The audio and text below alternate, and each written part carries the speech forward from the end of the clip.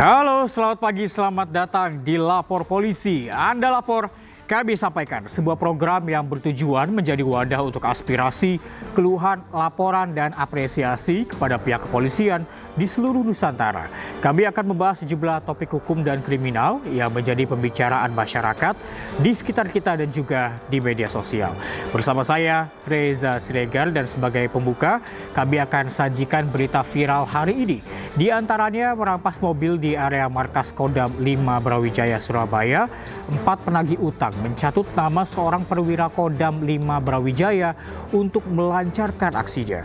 Sementara di Riau beredar viral belasan napi berpesta narkoba di dalam lapas rutan kelas 1 Pekanbaru. Ayo, ayo. Bicara baik-baik. Halo kakak. Ayo kakak. Halo kakak. Halo kakak. Cepat. Ada Beredar viral perampasan mobil yang dilakukan 4 debt collector di area Mako 5 Brawijaya, Surabaya, Jawa Timur.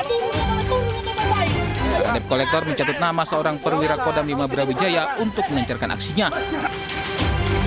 Kapendam 5 Brawijaya Kolonel Kaf Donan Wahyu Sejati buka suara terkait masalah tersebut dan menegaskan perwira yang dicatut namanya tak pernah mengenal para debt collector tersebut. Debt collector tersebut dilaporkan ke Mapolrestabes Surabaya atas dugaan pencemaran nama baik.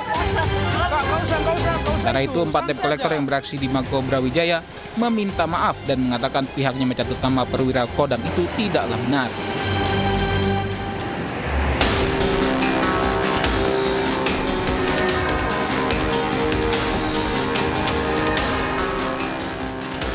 Beredar viral belasan napi asyik berjoget dan pesta narkoba di dalam lapas.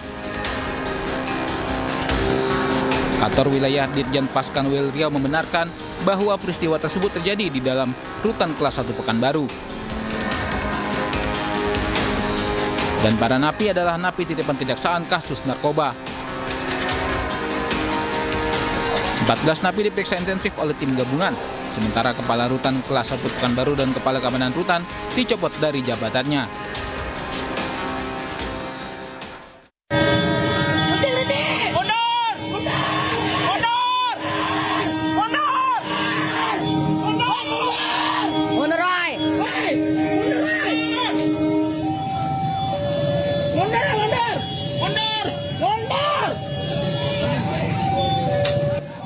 Beredar viral, seorang warga berteriak memperingatkan sejumlah kendaraan yang menerobos perlintasan kereta api.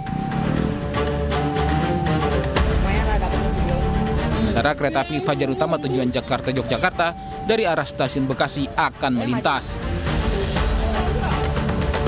Peristiwa ini terjadi di pintu perlintasan kereta Pasar Proyek Kota Bekasi, Jawa Barat.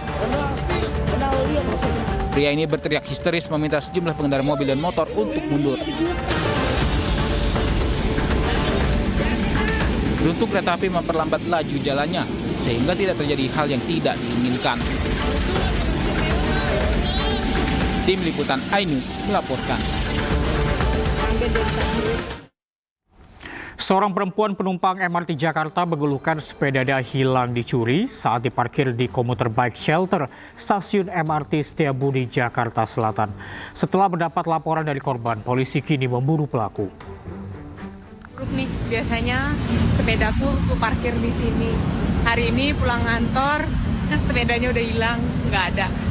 Tapi security-nya lagi ngecekin karena ada CCTV. Semoga sepedanya masih ada. Aduh, hilang segala. Seorang perempuan penumpang MRT ini kaget sepeda miliknya hilang dicuri saat diparkir di bike rack stasiun MRT Setiabudi Astra, Setiabudi, Jakarta Selatan. Korban yang bernama Rahmi Sofia dengan akun Instagram Mimi Campervan kemudian melapor ke pihak MRT untuk melihat rekaman CCTV saat pencurian berlangsung. Setelahnya korban diminta melapor ke polisi untuk mendapatkan rekaman CCTV tersebut. Berdasarkan pengakuan korban dari rekaman CCTV, ciri-ciri pelaku mengenakan topi, masker, dan jaket hitam. Tadi udah lihat CCTV-nya, CCTV dari MRT udah lihat memang ada pelaku yang ngambil sepedanya. Dan pelakunya itu pakai topi, pakai masker, jaket hitam. Cuman CCTV-nya nggak bisa di-share di publik karena itu sifatnya barang bukti. Kalaupun mau ambil filenya harus lapor ke polisian. Kita lapor ke kantor polisi dulu ya. Korban kemudian melapor kasus kehilangan sepeda ke Mapolsek Metro Setiabudi. Namun dia diminta polisi menunjukkan kwitansi bukti kepemilikan sepeda yang hilang. Meski telah mengikhlaskan sepedanya, korban tetap berharap sepedanya bisa ditemukan dan dikembalikan. Polisi kehilangan barang harus ada bukti kepemilikan. Nah, bukti kepemilikan itu harus hanya punya kwitansi. Kwitansi kalau kita belanja udah hilang dong, disuruh bikin. Oke, kwitansi. Nah, kita bikin dulu ya. Jadi gue beli sepeda dulu dengan harga 3.300.000. Itu, gengs. Udah lapor ke polisian gitu. Tadi ya lapor gitu aja.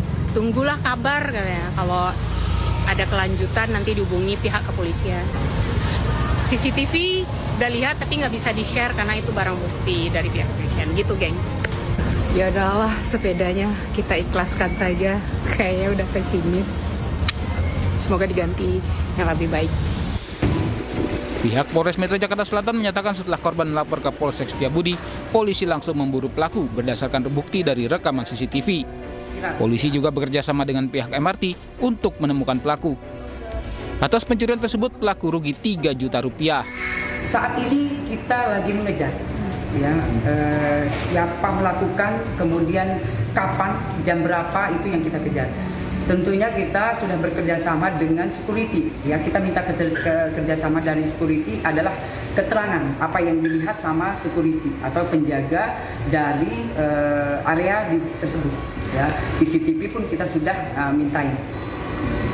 Bu, yang hilang itu sepeda apa dan nilai kerugiannya berapa? Ya, jadi sepeda itu ada inisial P ya dari mereknya, kemudian untuk kerugian adalah lebih kurang 3 juta lebih ya, itu yang kita dapat dari korban. Bike rack atau komputer bike shelter merupakan fasilitas di stasiun MRT untuk memarkirkan pengguna sepeda agar dapat mengamankan sepeda dengan kunci dan gembok pribadi. Kasus pencurian sepeda di bike rack stasiun MRT sudah 2 kali terjadi. Sebelumnya juga pernah terjadi pencurian sepeda di stasiun MRT Haji Nawi 2 tahun lalu. Dari Jakarta, Helmi Sajangbati, iNews melaporkan. Pemirsa, polisi menangkap pelaku penculikan anak di bawah umur di Pasar Rebo, Jakarta Timur. Pelaku yang telah mengincar korban selama 1 bulan dihadiahi timah panas petugas. Buka Pak. Pak, buka aja Pak. Oh, tahan, ditahan. Bagus ya. Saya bilang buka. Buka. Inilah detik-detik penangkapan pelaku penculikan anak di sebuah kontrakan di Jakarta Timur Selasa siang. Pelaku sempat mencoba kabur saat ditangkap dengan naik ke plafon rumah. Polisi pun terpaksa melakukan tindakan terukur lantaran pelaku tak hanya mencoba melarikan diri, tetapi juga melawan petugas. Pelaku bernama Adi Mahyanto ini berhasil diamankan usai buron selama kurang lebih 5 hari. Saat polisi masuk, didapati korban berinisial ETZ berusia 13 tahun tengah ketakutan. Kasus penculikan ini bermula pelaku yang tinggal di wilayah yang sama dengan korban di daerah Pasar Rebo, Jakarta Timur ternyata sudah mengincar korban selama 1 bulan. Pelaku berinisial MAM berumur 48 tahun. Berdasarkan hasil pemeriksaan sementara, pelaku sudah memantau korban 1 bulan sebelum kejadian. Kemudian pada tanggal 5 April 2025, pelaku mengontrak di samping kontrakan korban. Pada tanggal 8 April 2025, pelaku menyiapkan kontrakan baru untuk tempat eksekusi korban yang tidak jauh dari lokasi penginapan yang pertama.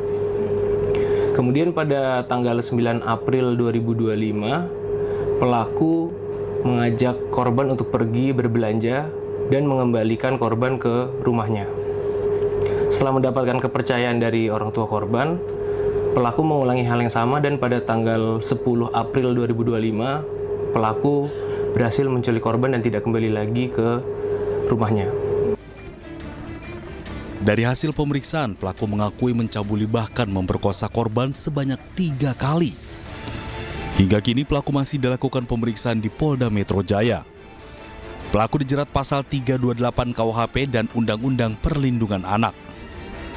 Dari Jakarta, dan Helmi Sajangbati, iNews melaporkan. Seorang juru parkir liar meronta hingga harus digandong paksa polisi karena menolak ditangkap saat menjaga lahan parkir di Pasar Tanah Abang, Jakarta. Razia digelar menyusul viralnya video seorang pengunjung yang terkejut dimintai tarif sebesar Rp60.000 untuk jasa parkir liar.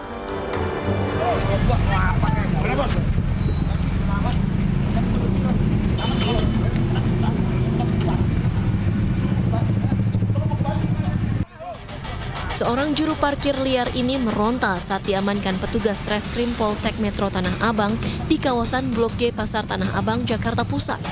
Ia menolak diamankan, namun petugas terpaksa menggendong juru parkir liar ini. Petugas juga mengamankan 4 juru parkir liar lainnya yang juga tengah menjaga lahan parkir liar. Dari tangan mereka, polisi mendapati uang tunai hampir Rp600.000 hasil menjaga lahan parkir liar.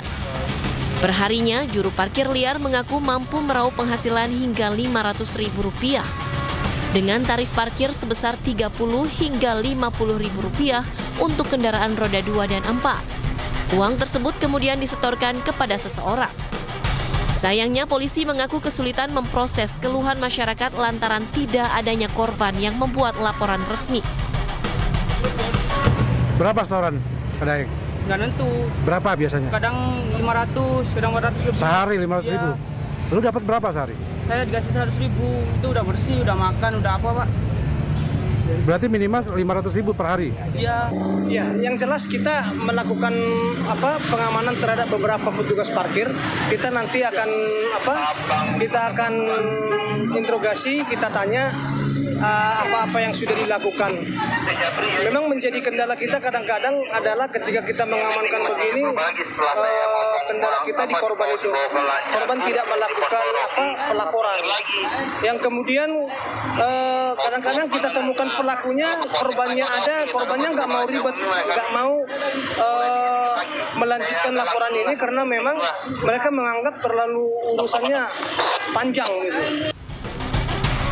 Guna diperiksa lebih lanjut, kelima juru parkir liar tersebut kemudian dibawa petugas ke Polsek Metro Tanah Abang.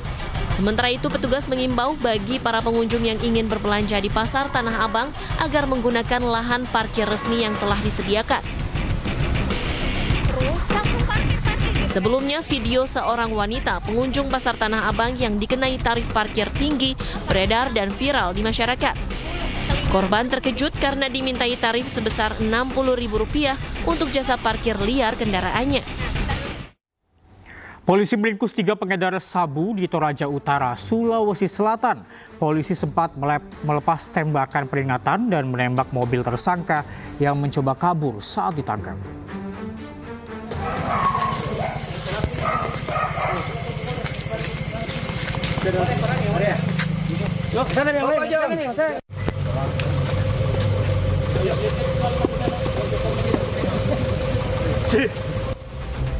Tim Satres Narkoba Polres Toraja Utara, Provinsi Sulawesi Selatan, meringkus 3 pelaku pengedar narkoba. 2 diantaranya berinisial RAL alias SB dan RAJ alias OD ditangkap saat akan transaksi narkoba. Dari tangan keduanya, polisi mengamankan 11 sachet plastik klip bening berisi narkotika jenis sabu. Sementara 1 pelaku lain berinisial IPI alias IL ditangkap di lokasi berbeda. Polisi sempat melepas tembakan peringatan dan menembak mobil tersangka yang mencoba kabur saat akan ditangkap. Pada saat pencegatan, pelaku hendak melarikan diri, bahkan berusaha menabrak petugas. Oleh karena itu, dengan tindakan tegas terukur, petugas melakukan tembakan ke arah bank yang terlebih dahulu tembakan peringatan. Pada saat bang mobil pecah, pelaku dapat diamankan. Kembali tim menemukan paket sabu yang diduga sabu sebanyak 3 saset. Dari tangan ketiga pelaku, barang bukti yang berhasil diamankan total sebanyak 14 saset paket sabu seberat 10,5 gram dan kini ketiga pelaku terancam hukuman 20 tahun penjara. Sambil mencatut nama seorang perwira Kodam, sejumlah debt collector melakukan perampasan mobil di area markas Kodam 5 Brawijaya, Surabaya, Jawa Timur. Informasinya hadir usai jeda, tetaplah dilapor polisi.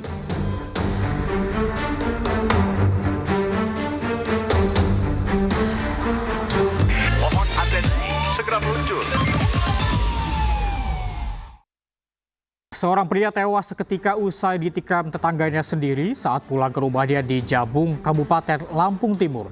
Diduga pembunuhan karena dendam lama pelaku terhadap korban.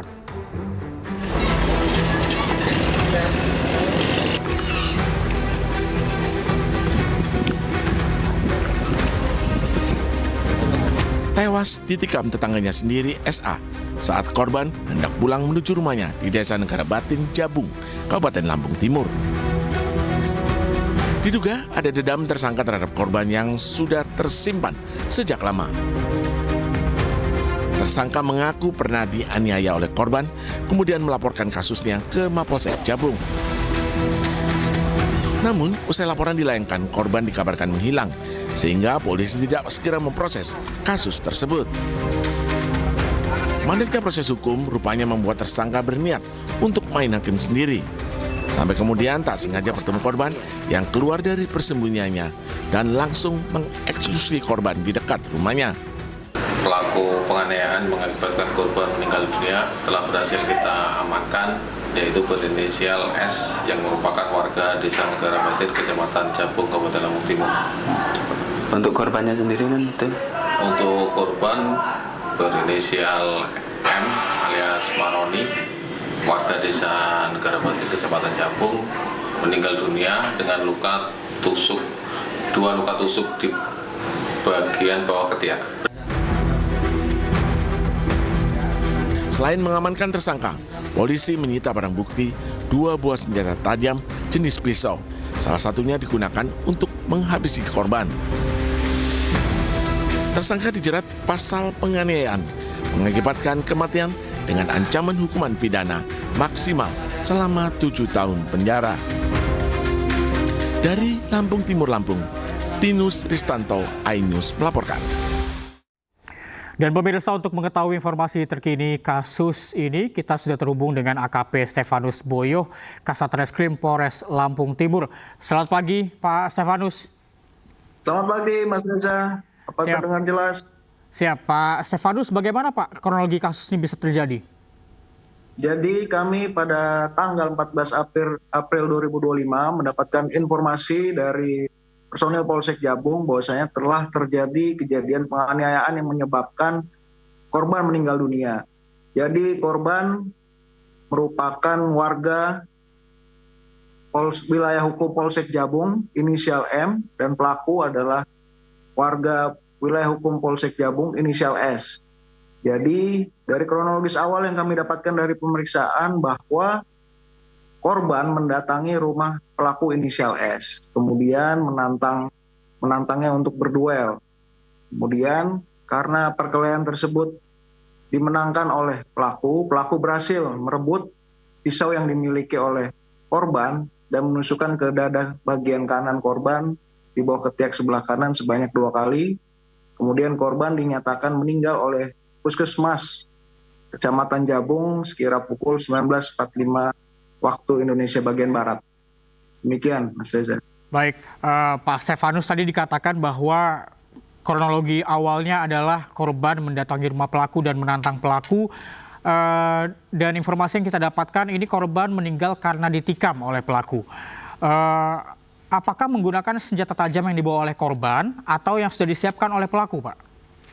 Jadi berdasarkan keterangan saksi-saksi dan berdasarkan dari pengakuan pelaku, hasil penyidikan menyatakan bahwa pisau yang digunakan korban untuk pisau yang digunakan pelaku untuk menusuk korban adalah pisau milik korban yang direbut pelaku dari penguasaan korban. Dan itu digunakan untuk menusuk korban sebanyak 2 kali sehingga korban meninggal dunia. Begitu, Mas. Baik, apakah bisa disebut juga bahwa kasus ini adalah kasus untuk membela diri? Kami masih berkoordinasi dengan kejaksaan, kemudian juga aparat penegak hukum lainnya untuk mengkonstruksikan kasus ini. Apabila di sini ada unsur pembelaan diri, tentunya akan kami tuangkan dalam penyidikan, ataupun semisal dari hasil penyidikan nanti tidak, kami akan juga menyimpulkannya melalui gelar perkara. Begitu, Mas. Baik, informasi yang kita dapatkan pelaku dan korban ini sering berselisih paham, Pak. Apakah memang sudah terjadi sejak lama dan apa motif dari perselisihan tersebut? Jadi perselisihan tersebut diawali di bulan Maret, dilaporkan bahwa korban dan ada salah satu anggota keluarga korban menganiaya pelaku ini. Kemudian dalam rentang waktu sebulan terjadi lagi, kemudian terjadilah peristiwa penganiayaan menyebabkan korban meninggal dunia. Untuk motifnya tentunya kami masih mendalami oleh proses penyidikan. Gitu, Mas. Baik, Pak Stefanus, apakah saat kejadian sempat ada warga maupun anggota keluarga pelaku maupun korban yang sempat melerai keduanya, Pak? Dari kesaksian saksi-saksi di TKP bahwasanya tidak ada saksi yang melerai atau mencoba memisahkan kejadian perkelahian tersebut, namun ada salah satu saksi yang mengantar korban ke Puskesmas Jabung untuk mendapatkan perawatan intensif. Karena di sini korban mengalami pendarahan sehingga harus dilarikan ke puskesmas. Ada salah satu seorang warga yang membantu korban untuk dibawa ke Puskesmas Kecamatan Jabung. Baik, terakhir Pak Stefanus, tadi dikatakan bahwa penyidikan ini masih dilakukan dan apakah nantinya jika terbukti ini adalah pembelaan diri, apakah pelaku dapat dibebaskan? Dan jika tidak terbukti ini adalah pembelaan diri, apa ancaman hukuman terberat untuk pelaku? Jadi tentunya nanti tetap keputusan ada pada pengadilan, pada hakim, dan tentunya kita hanya menyimpulkan dari hasil penyidikan.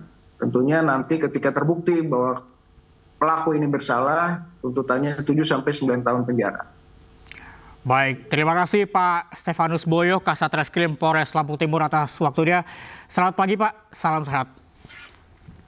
Ini ada ramai di media sosial, seorang selebgram asal kota Bandung mengunggah kronologi dugaan pencabulan yang dilakukan oleh oknum dokter di salah satu rumah sakit swasta elit di Kota Malang, Jawa Timur. Dalam unggahannya, Q mengaku menjadi korban oknum dokter dengan modus periksa detak jantung, namun memintanya menanggalkan seluruh pakaian selama proses pemeriksaan. Tak hanya itu pemirsa, oknum dokter juga dengan sengaja diduga menyentuh area sensitif korban dan berusaha merekam hal tersebut menggunakan ponsel saat peristiwa itu terjadi. Sadar akan hal itu, korban bergegas kembali mengenakan bajunya dengan alasan ingin istirahat. Meski demikian, oknum dokter tersebut tak langsung pergi meninggalkan kamar, namun sempat bertahan di dalam kamar korban hingga 1 jam. Akan melaporkan si oknum dokter ini secara pidana Undang-Undang TPKS. Oke, yang jelas kerugian secara mental ya, kerugian imaterial ya yang jelas ya. Karena ini kejadian tahun 2022. Tahun 2022 sampai sekarang udah 3 tahun. Bayangkan bagaimana rasanya, bagaimana trauma yang dihadapi korban selama 3 tahun ini memendam karena takut untuk speak up. Yang pada akhirnya hari ini korban speak up, kemarin ya korban speak up mengeluarkan unek-uneknya. Jadi saya bisa membayangkan. Ya kami akan mengikuti norma hukum pidana, perdata, disiplin dan etika profesi. Hari ini kami masih akan rapat karena baru munculnya tadi pagi ya. Kemudian dari rumah sakit juga kami kan menunggu. Tapi apapun kami sudah menyiapkan bahwa pasti akan ada pembinaan pada yang bersangkutan termasuk penjatuhan sanksi. Dasarnya malah norma itu tadi. Kita ke informasi lain, pemirsa, polisi sudah menetapkan tersangka terhadap dokter kandungan yang mencabuli pasiennya di Garut, Jawa Barat. Sementara sudah 2 orang melapor ke polisi terkait pencabulan yang dilakukan tersangka.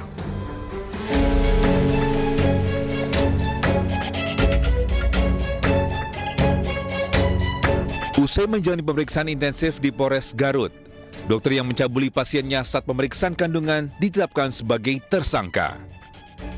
Penetapan status tersangka dilakukan setelah pihak penyidik melakukan gelar perkara kasusnya. Tersangka sebelumnya diamankan kurang dari 24 jam setelah videonya viral. Dan sudah ada 2 orang yang telah melapor ke polisi terkait pencabulan yang dilakukan tersangka. Sementara klinik yang menjadi lokasi kejadian masih beroperasi. Namun tersangka sudah tidak lagi membuka praktek di wilayah Garut 3 bulan terakhir. Sudah ditetapkan sebagai tersangka, tapi masih dalam pemeriksaan. Oke, masih dalam pemeriksaan ya Pak ya. Ini akan aksi dugaan pencabulan ini terjadi di sebuah klinik swasta. Nah, apakah klinik tersebut masih beroperasi dan apakah ada pengawasan atau penyegelan dari pihak kepolisian Pak? Untuk klinik tersebut masih beroperasi, sedangkan pelaku tersebut sudah 3 bulan tidak berpraktek lagi di klinik tersebut maupun di wilayah Garut. Video dugaan pencabulan yang dilakukan tersangka terhadap pasiennya beredar viral di Garut. Namun pencabulan terjadi pada tahun lalu. Tim Liputan iNews melaporkan. Viral belasan narapidana diduga dugem dan pesta narkoba di dalam rumah tahanan kelas 1 Pekanbaru Riau. Informasinya hadir usai jeda, tetaplah di Lapor Polisi.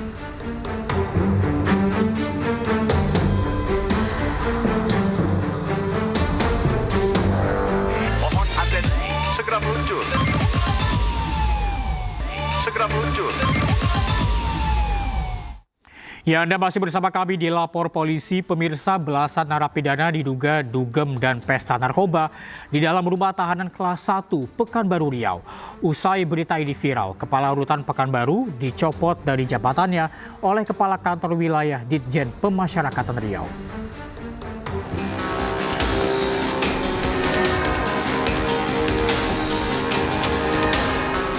Dalam rekaman video berdurasi 26 detik, terlihat sejumlah napi titipan kejaksaan kasus narkoba asyik berjoget diiringi musik di dalam rutan tahanan kelas 1 Pekanbaru. Kantor Wilayah Ditjen Paskanwil Riau membenarkan bahwa peristiwa tersebut terjadi di dalam rutan kelas 1 Pekanbaru. Pasca peristiwa, 14 orang tahanan dan narapidana diperiksa intensif oleh tim gabungan. Sementara itu, buntut dari peristiwa tersebut, Kepala Rutan kelas 1 Pekanbaru dan Kepala Keamanan Rutan dicopot dari jabatannya. Kita sudah menarik Kepala Rutan Pekanbaru beserta KPR-nya untuk diperiksa di kantor wilayah, dan yang mereka berdua sudah saya bebas tugaskan. Yang diperiksa baru narapidana sebanyak 14 orang. Kan karena yang bertanggung jawab itu adalah Pak Karutan dan KPR, Kepala Pengamanan, juga harus mempertahankan itu dan kita periksa, sementara mereka berdua bebas. Sementara itu, pihak kantor wilayah Ditjen Pemasyarakatan Riau kini tengah melakukan penyelidikan terkait narkoba yang didapat oleh para napi. Dari Pekanbaru Riau, Indra Yoserizal, iNews melaporkan. Seorang preman kampung memeras penjaga konter ponsel untuk mengisi uang di dompet digital miliknya di Medan, Sumatera Utara. Pelaku sempat buron sebelum akhirnya ditangkap petugas.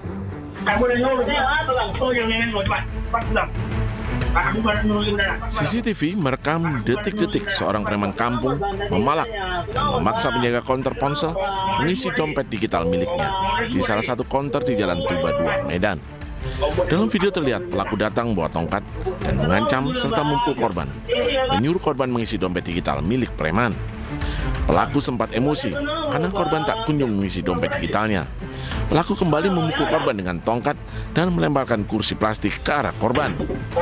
Peristiwa pemukulan dan pemerasan ini terjadi saat korban yang juga mahasiswa sedang menjaga konter pulsa tempatnya bekerja. Korban mengalami memar di sekujur tubuh dan lapor ke polisi. Sementara pelaku kabur melarikan diri setelah aksinya viral di media sosial. Kita bilang bahasanya premanisme ya, premanisme, dan udah sedang ditangani juga ada kejadian terkait. Jadi pihak pelaku tidak ada sampai saat ini. Sedang kita cari juga. Kita juga udah tanya juga dari pihak korban. Ini saat ini korban sedang kuliah. Saat ini, preman kampung atau pelaku pemerasan disertai kekerasan diringkus polisi dan terancam hukuman 5 tahun penjara. Dari Medan, Sumatera Utara, Ahmad Ridwan Nasution, iNews melaporkan. Seorang asisten rumah tangga yang bekerja di wilayah Jakarta Barat nekat menggasak harta benda majikannya mencapai 125 juta rupiah. Pelaku ditangkap di Kabupaten Blora, Jawa Tengah saat bersembunyi di kediamannya.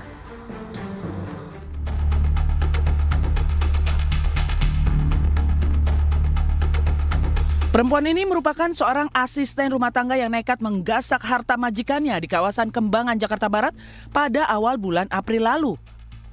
ART ini beberapa kali masuk kamar majikannya dan mengambil barang-barang berharga, meliputi gelang emas seberat 12 gram, uang $5.800 Amerika, dan uang tunai 15 juta rupiah. Total kerugian ditaksir mencapai 125 juta rupiah. Korban yang baru pulang liburan mengetahui rumahnya dalam keadaan sepi dan asisten rumah tangganya, Rosita Kusumawati, sudah tidak ada di tempat, langsung curiga dan mendapati barang-barang berharganya raib.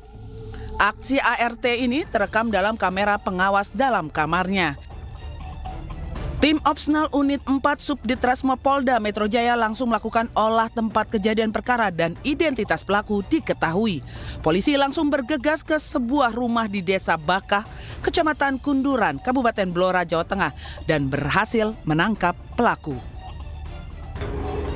ART tersebut berhasil mengambil sejumlah uang tunai rupiah, dolar Amerika, kemudian perhiasan dalam bentuk emas. Setelah itu kami melakukan olah TKP dan mencari petunjuk yang ada. Berdasarkan petunjuk-petunjuk yang ada, kami langsung melakukan pengungkapan dan pengejaran terhadap ART tersebut. ART tersebut berhasil kami amankan di wilayah Jawa Tengah, Kabupaten Blora. Kini tersangka telah ditahan di Polda Metro Jaya dan dijerat pasal 362 atau 367 KUHP tentang pencurian. Polisi juga menyita sejumlah barang bukti seperti dompet emas, amplop angpau, dan 1 unit handphone. Seorang pria pelaku pencurian tabung gas LPG lintas kabupaten ditangkap oleh aparat kepolisian di Kota Makassar, Sulawesi Selatan. Pelaku tercatat telah membawa kabur 100 tabung gas LPG ukuran 3 kg dari sejumlah toko yang kosong ditinggal pemiliknya.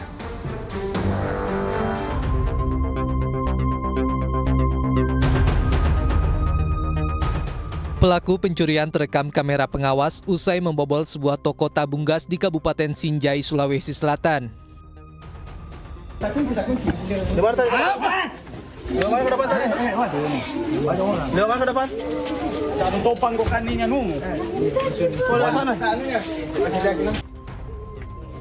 Aparat dari tim unit Resmob Subdit 3 Jatanras Dit Reskrimum Polda Sulawesi Selatan berhasil membekuk Awing 33 tahun yang merupakan pelaku pencurian lintas provinsi di Jalan Macini Gusung, Kota Makassar, Sulawesi Selatan.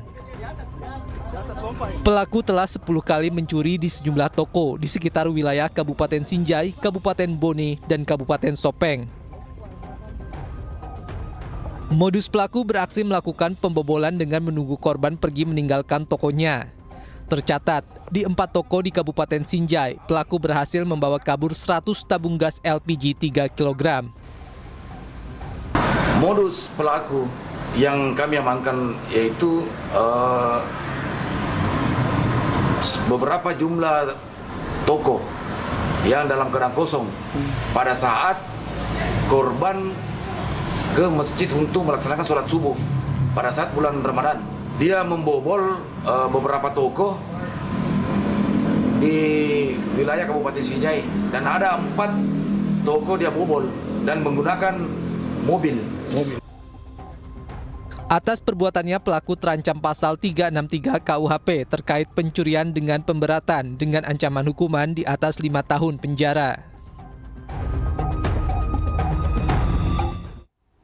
Seorang pencuri terjepit di atap plafon saat mencoba membobol sebuah toko kelontong di Kabupaten Kepahyang, Bengkulu.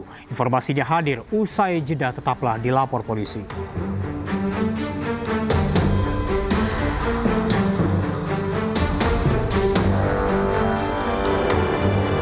Mohon atensi, segera meluncur. Segera meluncur. Kopi kok. Kok kopi kok? Ada-ada saja ulah pemuda ini. Niat hati ingin mencuri dengan cara masuk ke toko kelontong melalui atap, dirinya justru terjepit dan tersangkut di antara plafon dan atap toko. Hal tersebut terjadi di Desa Tebat Mono, Kabupaten Kepahyang, Bengkulu. Kejadian ini diketahui oleh pemilik toko pada Rabu pagi saat akan membuka tokonya dan terdengar suara rintihan pelaku. Saat diperiksa, pemilik toko pun terkejut melihat pelaku terjepit dengan posisi kepala dan setengah badan tergantung di atas dan setengah badan hingga kaki berada di bagian luar. Saat itu pelaku dalam kondisi lemas karena diduga sudah tersangkut sejak dini hari dan pemilik toko akhirnya memanggil warga sekitar untuk menolong pelaku. Buka warung. Pas nak buka warung ketahuan tuh. Ponaannya buka warung. Ada dia terjepit sini. Ya ada terjepit sini bunyi bunyinya kan. Ya. Ketahuan tadi pas ada bunyinya, Pak. Ya, ada bunyinya tuh. Kondisinya, Pak? Kondisinya lemas. Lemas ya. Lemas. Diketahui pelaku atas nama Andre, 20 tahun yang merupakan warga sekitar. Lantaran tidak ada kerugian yang dialami, pemilik toko memilih tidak melaporkan kejadian ini kepada pihak kepolisian. Saat ini pelaku masih menjalani perawatan di RSUD Kepahyang. Dari Kepahyang, Bengkulu, Endro Dwirawan, iNews melaporkan. Ya, dan pemirsa, kini saya akan membacakan laporan dari masyarakat yang masuk ke lapor polisi mengenai kasus kriminal yang terjadi. Kita lihat laporan yang pertama ini dari @adi_adnan77. Lapor Pak Polisi, di Cianjur, Jawa Barat sudah marak aksi begal dan geng motor yang sangat meresahkan warga. Mohon patrolinya, Pak. Dan kita lihat laporan yang kedua, pemirsa, dari @adi_susanto11. Izin melapor Pak Polisi, di Jalan M. Zakaria, Tanah Baru, Beji, Depok, sering terjadi aksi pencurian spion mobil pada dini hari. Mohon patrolinya, Pak. Dan kini kita lihat, pemirsa, laporan yang ketiga dari @asyah_78. Lapor Pak Polisi, di kawasan Paninggaran, Kabupaten Pekalongan, sejumlah pemuda melakukan aksi pemalakan dengan modus terserempet. Sudah meresahkan warga, mohon patrolinya, Pak. Dan itu dia tadi, pemirsa, laporan dari masyarakat mengenai kasus kriminal yang terjadi di sejumlah wilayah di Indonesia. Dan Anda juga bisa menyampaikan aspirasi, keluhan, laporan, dan apresiasi kepada pihak kepolisian di seluruh Nusantara dengan menghubungi kami melalui alamat yang tertera di layar televisi Anda. Dan kini kita ke informasi berikutnya. Pemirsa, Dinas Pemadam Kebakaran Kabupaten Badung mengevakuasi seorang warga yang terjepit tembok kamar mandi. Proses evakuasi berlangsung dramatis karena celah tembok yang sangat sempit. Bantu di bawah talinya. Tali terus bantu di bawah. Petugas Dinas Kebakaran Kabupaten Badung, Bali menerima laporan seorang warga terjepit di celah tembok di sebuah rumah di Jalan Polonia, Tuban, Badung. Proses evakuasi berlangsung dramatis. Biar teman saya yang narik itu. Tali terus tarik. Petugas rescue damkar Badung yang datang ke lokasi mencoba menarik korban dari jendela kamar mandi, namun tidak berhasil karena celah terlalu sempit.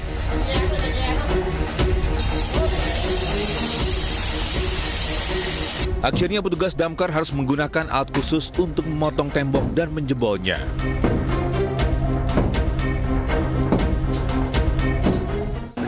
Kalau kondisi korban dalam keadaan selamat begitu.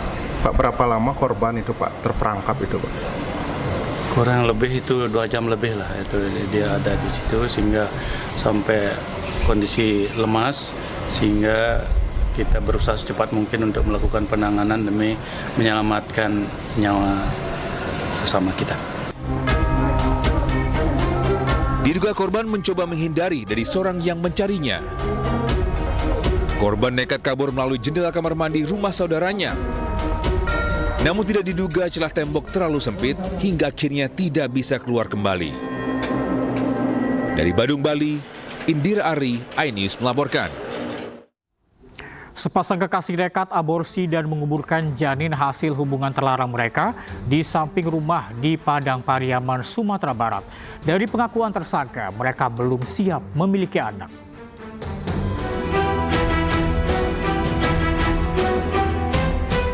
Tim forensik Polda Sumbar membongkar makam janin yang digugurkan oleh sepasang kekasih Y dan L di Sungai Limau, Padang Pariaman. Pembongkaran dan autopsi ulang dilakukan untuk mengetahui penyebab pasti kematian janin bayi. Janin yang diperkirakan berusia 7 bulan dimakamkan tak jauh dari rumah tersangka inisial L. Aborsi dilakukan kedua pelaku tanpa bantuan orang lain. Polisi mengetahui kasus ini setelah mendapat laporan dari warga. Dari pengakuan tersangka Y, aborsi dilakukan karena belum siap lantaran kekasihnya L masih berstatus mahasiswa. Pelaku sudah menggugurkan kandungan dan sudah dikubur di samping rumah. Kemudian tim mengamankan HP dari korban.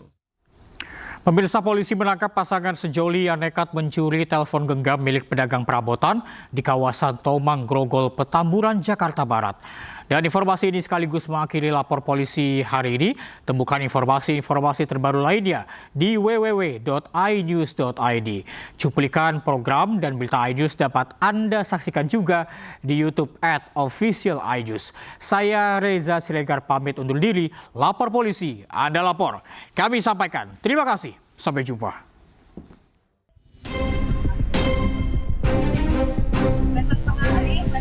Inilah video viral saat pasangan sejoli mencuri HP milik pedagang perabotan di kawasan Grogol, Petamburan, Jakarta Barat.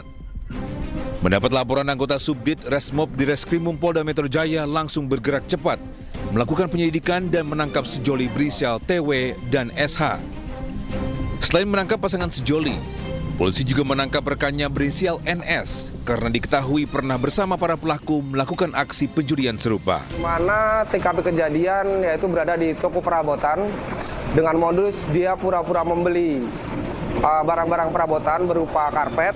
Setelah itu ketika penjualnya lengah, dia mencuri handphone yang ada di TKP. Untuk TKP-nya saat ini ada 2 TKP yang sama-sama berada di Grogol, Petamburan. Saat ini ketiga pelaku telah dibawa ke kantor Subdit Resmob Polda Metro Jaya guna kepentingan penyidikan terkait motif melakukan aksi pencurian. Dari Jakarta Selatan, Den Helmi Sangjabati, iNews melaporkan.